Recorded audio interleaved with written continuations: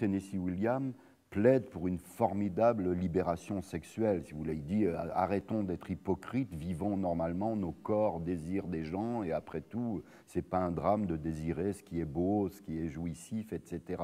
Mais c'est tout ça avec les carcans dont la religion représente, j'allais dire, le sommet du verrouillage, si vous voulez. On est dans cette société où il faut être hypocrite, où il faut mentir. Si on fait les choses, il faut les faire en cachette et surtout pas les faire de manière lisible. Donc il y a toute une idéologie, j'allais dire, de Tennessee Williams qui dit mais non, allez, faisons sauter le verrou de cette hypocrisie. Il y a de l'action, hein, c'est un type un peu à bout de force qui aboutit dans un cul-de-sac entre mer et jungle, qui est alcoolique, qui est prêtre défroqué. Donc il y a une situation toujours un peu excessive, comme dans ce théâtre, ce théâtre américain, même Henry Miller, etc., si vous voulez.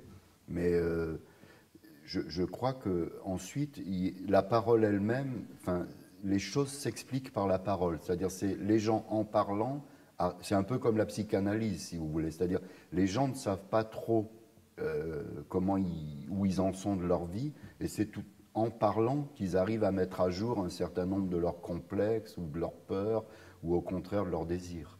C'est pas une tragédie, hein, c'est une tragicomédie. Il y a franchement des moments qui relèvent plutôt de la comédie que de la tragédie. Un personnage comme Miss Fellow, qui est le personnage de la jeune femme, enfin de la dame au contraire, qui dirige ce groupe de femmes touristes, est un peu caricatural parfois, et ces scènes peuvent être franchement comiques.